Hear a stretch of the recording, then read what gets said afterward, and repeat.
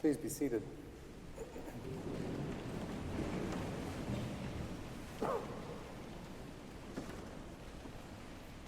We heard in the Hebrew Scriptures and the epistle today a story that references one of the foundational narratives for three major world religions. Abram and Sarai began their journey in the land of Ur well before our passage from Genesis. They travel around a lot in the book of Genesis, leading us through all sorts of stories. And eventually they arrive in the land of Canaan.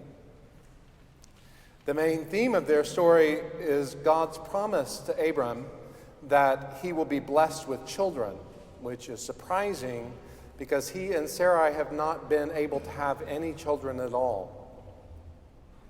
The promise God makes is not just a promise of children, though, but it's of so many descendants that they will become a great nation.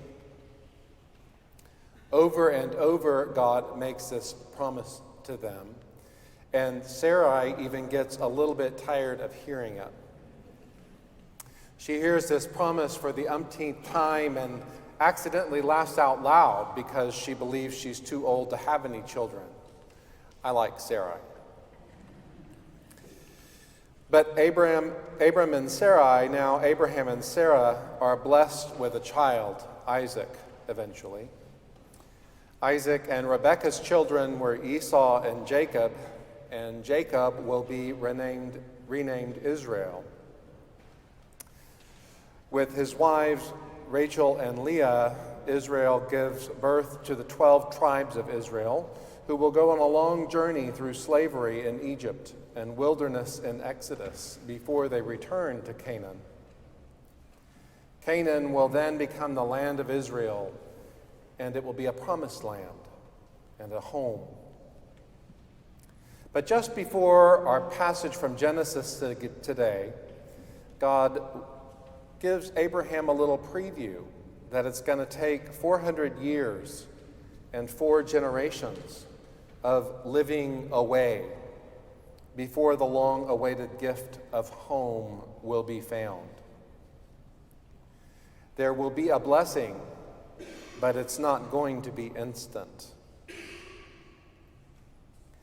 The theme of faithfully searching for home is not unique to Genesis.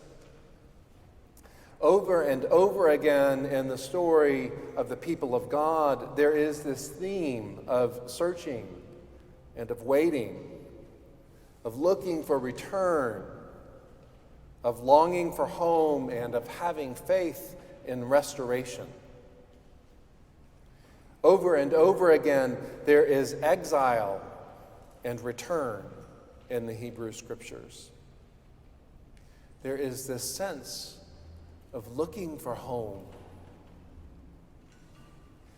The author of Hebrews points out how much faith it took for Abraham and Sarah to persist in having Isaac, and then for Jacob and his descendants to endure during many long years away so that they could find home again.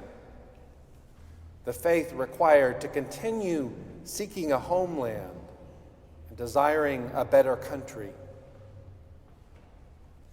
It's easy to fall into despair while living away, while looking for home.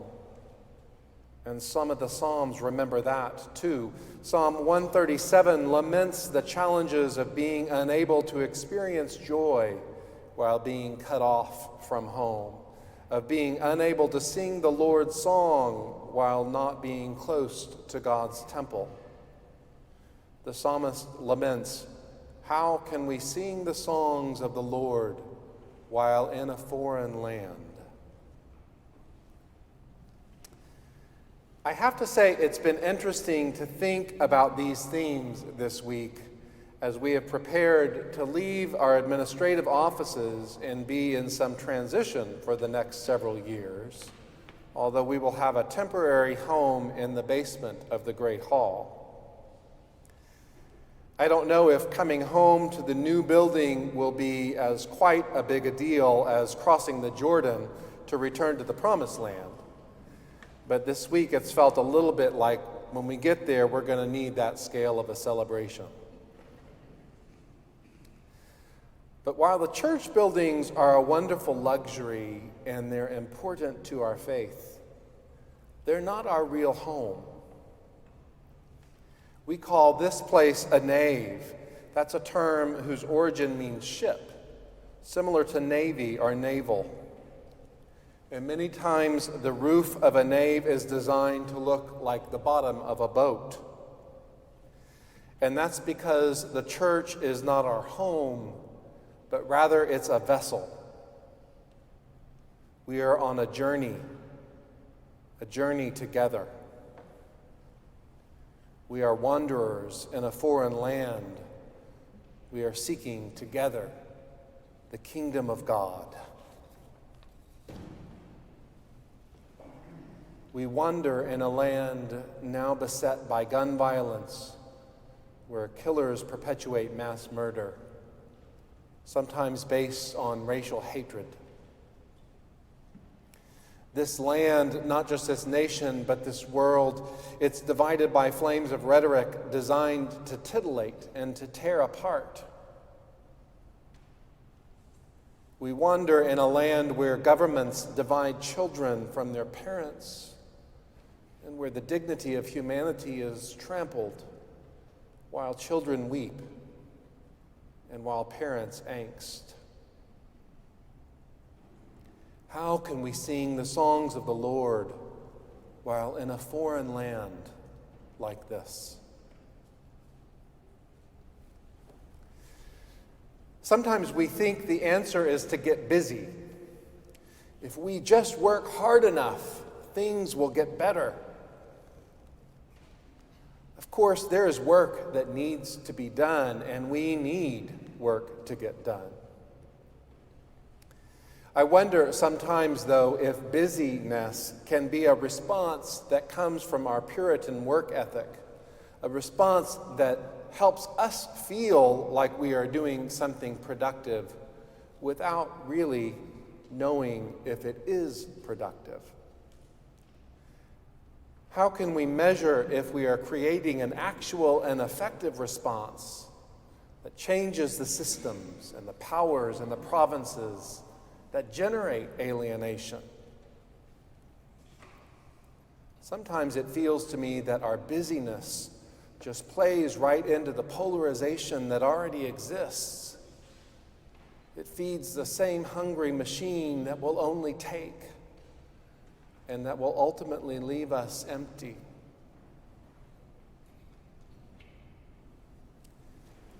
The gospel today says, "It is your Father's good pleasure to give you the kingdom." The kingdom, the home we seek, it is a gift. It is not something we accomplish by working harder. Do you remember that old bumper sticker, "Jesus is coming, look busy"? That is the opposite of what this gospel says. The kingdom is a gift. It's not only a gift, but it's God's good pleasure to make it a gift. So what is this home for all of creation as we understand it as people of God? How can we see what we are looking for in the midst of all this stuff out there and what it does to us in here?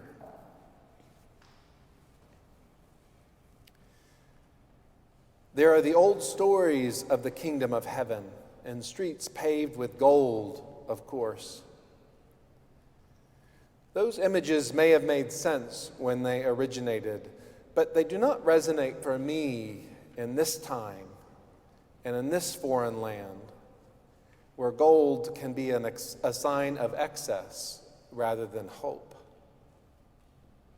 I wonder if we need something that stimulates our theological imagination, new images of the kingdom of God, of home. A quote from Kenneth Kaunda resonated with me this week. He said, "Let the West have its technology and Asia its mysticism. Africa's gift to world culture must be the gift of human relationships."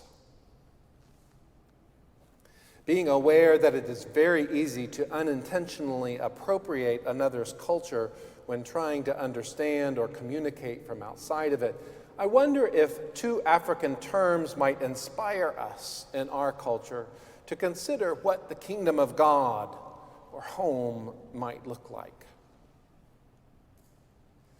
The first is the word Ubuntu, which has been widely used around the church.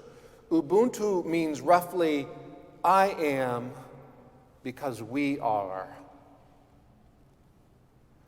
The spirit of Ubuntu helps us to understand that we can only arrive home when we all arrive there together. That our humanity exists not individually, but because we all share in something together. It helps us see that acting cooperatively is not just a moral goal. Acting cooperatively has its own beauty and its own grace. Sometimes as progressives, we like to act from an ethical imperative. We like to do what's right to justify our behavior. But going home to Ubuntu, where we are, perhaps is less about doing what is right than it is about the flourishing of all in a beautiful and harmonious dance, worth it simply for its own grace. The second word is a Zulu concept. The word is akaya.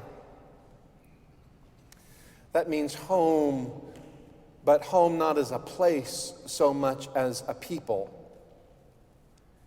It's a neighborhood, it's a community, it's the longing to be a part of that. Perhaps it is a longing to be a part of a shared space where one regularly receives explicit messages of empathy, of sharing, and belonging. My idea of home, of the kingdom of God, is something very akin to Ubuntu and Akaya. It is a people. It's not a place. It's a web of interconnected relationships, maintaining individuality, but building community with empathy and compassion. It's a safe space where the priority emotional messages, they're said out loud. You are important. I understand. I may not agree with you, but I want to be in relationship with you.